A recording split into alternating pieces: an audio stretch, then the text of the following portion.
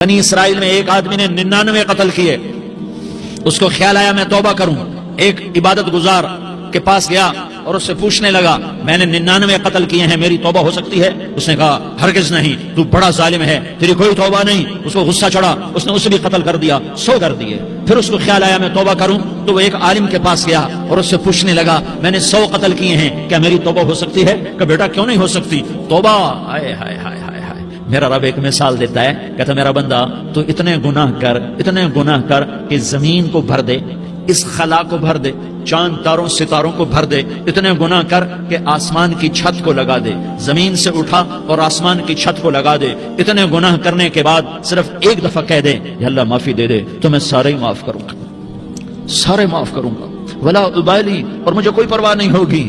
انہوں نے کہا بیٹا گناہوں کی معافی تو یقیناً ہے, لیکن توبہ کا ہونا ضروری ہے. تیری توبہ پکی ہونے کے لیے یہ ماحول چھوڑنا ضروری ہے. تو یہ بستی چھوڑ کے اس بستی میں چلا جا, وہاں نیک لوگ رہتے ہیں, ان کی صحبت میں تو رہے گا تو تیری توبہ پکی ہو جائے گی. اس نے کہا میری معافی ہو جائے, میری معافی ہو جائے, میں ہر کام کرنے کو تیار ہوں. بوریا بستر اٹھایا, جو تبلیغ والے کہتے ہیں گھر چھوڑو, لیاری چھوڑو, بستر اٹھاؤ اور چلے کے لیے نکلو, 4 مہینے کے لیے نکلو کہ اپنی توبہ کو پکا کرو, ورنہ ماحول کی گندگی پھر آدمی کو گرا دیتی ہے, پھر گرا دیتی ہے, پھر گرا دیتی ہے. وہ نکلا, راستے میں موت آئی. جب موت نے جھٹکا دیا تو اس نے چھلانگ لگائی اس نیک لوگوں کی بس کی طرف.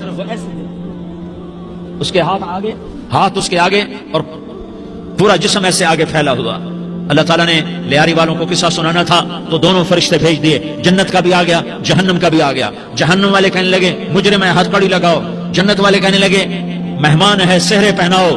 جہنم والے کہنے لگے توبہ ادھوری ہے, ابھی توبہ پکی نہیں ہے, ابھی نیک لوگوں کے شہر کو پہنچا ہی نہیں ہے کہ موت آ گئی. اور جنت کے کہنے لگے نہیں نہیں نہیں, توبہ ارادے سے ہو جاتی ہے, ارادہ کر لیا توبہ ہو گئی, ہمارا مہمان ہے. اللہ نے تیسرا فرشتہ بھیجا, جاؤ فیصلہ کرو. کیا فیصلہ کرو؟ وہ یہاں مرا پڑا ہے, یہ اس کی بستی ہے, یہ نیک لوگوں کی بستی ہے, وہ یہاں مرا پڑا تھا. اللہ تعالیٰ نے کہا فیصلہ کیا کرتا ہوں کہ یہ فاصلہ ناپو, اگر گھر کے قریب ہے تو دوزخ والے لے جاؤ, اگر نیک لوگوں کی بستی کے قریب ہے تو جنت والے لے جاؤ. یہ میرا فیصلہ ہے. ہائے ہائے واہ میرا رب, میں تیرے قربان. ہوا کیا تھا, وہ گھر کے قریب تھا اور نیک لوگوں کی بستی سے دور تھا. جب ناپنے لگے تو اللہ تعالیٰ نے ادھر والی زمین سے کہا جو نیک لوگوں کی بستی کی طرف سے تھی, اللہ تعالیٰ نے اس زمین سے کہا سکڑ جا, اور جو گھر والی زمین تھی اس کو کہا پھیل جا. ادھر کی زمین کو پھیلا دیا اور ادھر کی زمین کو سکیڑ دیا. جب ناپا گیا تو وہ نیک لوگوں کی بستی کے قریب ہوا. اللہ نے کہا لے جاؤ جنت میں, ہم نے معاف کر دیا. اور یہ تو بنو اسرائیل کا آدمی ہے, ہم تو محمد مصطفیٰ صلی اللہ علیہ وسلم کے امتی ہیں. ایک بنو اسرائیل کا آدمی, اس کا نام تھا کفل, اور روزانہ رات کو نئی لڑکی اس کے پہلو میں آتی. شراب کا دور چلتا اور زنا کا سے منہ کالا کرتا. ایک رات ایک لڑکی کو 60 دینار دے کر لایا. 60 دینار کوئی 10 لاکھ روپیہ بنتا ہے. کیا مال تھا کہ ایک رات کا 10 لاکھ دے کر آیا. جب کمرے میں داخل ہوا تو وہ لڑکی رو رہی تھی. تو کفل نے پوچھا کیوں رو رہی ہو, میں نے زبردستی تو نہیں کیا. تو وہ اس نے روتے ہوئے کہا کفل میں پیشہ ور عورت نہیں ہوں, میں عزت دار عورت ہوں, مجھے بھوک نے یہاں تک پہنچایا ہے. میں یہ کہا کرتا ہوں جب سردار لوگ, جب مالدار لوگ زکات نہیں دیتے تو غریبوں کی بیٹیاں نیلام ہو جاتی ہیں. مالداروں سے کہتا ہوں, ان سرداروں سے کہتا ہوں کہ اللہ کے نام پر دیا کرو کہ غریبوں کی بیٹیوں کی عزتیں بحال رہیں. تو کفل نے جب دیکھا اور جب سنا, آنسوؤں کو دیکھا اور اس کی بات کو سنا, تو وہ اس کا وحشی دل, پتھر دل, کیا آنسوؤں نے کام کیا کہ وہ رونے لگا. کفل رونے لگا اور کہنے لگا بہن جس عزت سے آئی تھی اسی عزت سے واپس چلی جا, اور میں بڑا کتا انسان ہوں, میں بہت گندا انسان ہوں, میں تیرے آنسوؤں کے طفیل توبہ کرتا ہوں, تو میرے لیے دعا کر دے, اللہ میری بخشش کر دے, اور تو چلی جا اپنی عزت کی سلامتی کے ساتھ, اور جو مال میں نے تمہیں دیا تھا تمہیں ہدیہ. وہ بچی گھر پہنچی اور کفل کو پتہ نہیں اگلے لمحے کیا ہونے والا ہے. تھوڑی دیر کے بعد کفل مر گیا. اچانک جوانی میں موت آ گئی. کفل کو نہیں پتا تھا کہ میری زندگی کی چند گھڑیاں باقی ہیں. ساری زندگی زنا شراب میں گزری, آخری چند لمحے میں توبہ کی. اب میرے اللہ نے کیا کیا, اللہ ارے اللہ کے بن جاؤ, ہاتھ جوڑتا ہوں, اللہ کے بن جاؤ, اللہ کو اپنا بنا لو, اللہ کو اپنا بنا لو, اللہ کو اپنا بنا لو, اللہ سے دوستی لگا لو, اللہ سے یاری لگا لو, اللہ کے آگے سر جھکا لو, ایک دوسرے سے محبت والے بن جاؤ. ہاں یہ وہ شخص تھا, کل اس کی میت کو دیکھ کر کوئی اس کو کندھا دینے نہ تھا, اس کے اپنے بھی اس کو غسل نہ دیتے, اس کے اپنے اس کو کفن نہ دیتے. یہ ایسا ظالم بدماش نافرمان تھا.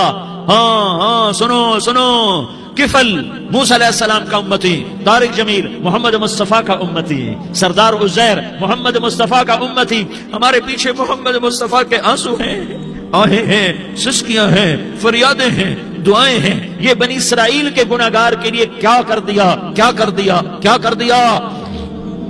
اگر یہ صبح پایا جاتا مردہ تو اس کا کوئی کندھا دینے والا نہ ہوتا، نہلانے والا نہ ہوتا، اسے پتھروں میں دبا دیتے۔ صبح ہوئی تو لوگوں نے دیکھا کفل کے دروازے پر بہت بڑا جیسے بینر لگا دیا جاتا ہے، پورا بینر لگا ہوا تھا، کفل کے دروازے پر لکھا ہوا تھا ان اللہ قد غفر للکفل، لوگوں اللہ نے کفل کو معاف کر دیا۔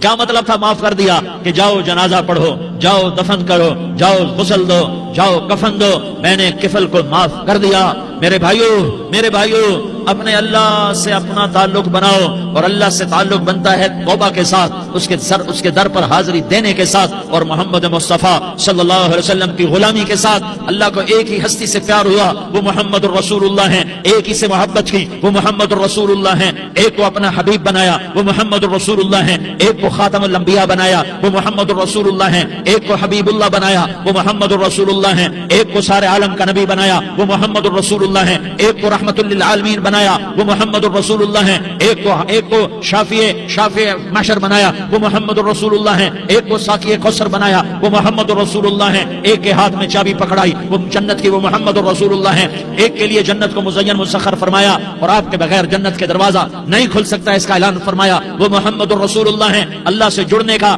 سردار عزیر ہو یا اس کا گنمین ہو، طارق جمیل ہو یا اس کا ملازم ہو، دونوں کے لیے ایک ہی راستہ ہے، ایک ہی راستہ ہے، ایک ہی راستہ ہے۔ یہ میری بہنیں جو جمع ہیں ان کے لیے ایک ہی راستہ ہے کہ حضرت محمد مصطفیٰ صلی اللہ علیہ وسلم کی غلامی میں آ جائیں، ان کے طریقوں پر آ جائیں، ان کے راستوں پر آ جائیں، ان کی زندگی کو اپنی زندگی بنا لیں۔ میرے نبی کی زندگی محفوظ ہے۔ دنیا بساؤں گا نبی کے شہر میں جا کر، نئی دنیا بساؤں گا نبی کے شہر میں جا کر،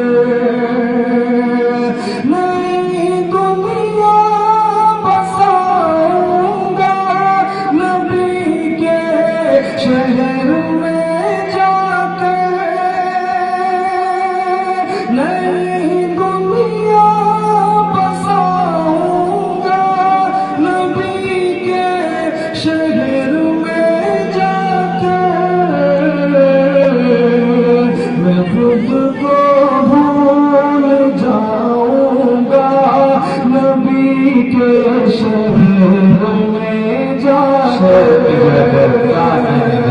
میں خود کو بھول جاؤں گا نبی کے شہر میں جا کر، نئی دنیا بساؤں گا نبی کے شہر میں جا کر، کہ بچا کر اس لیے رکھے ہے اپنی آنکھ میں آنسو، بچا کر اس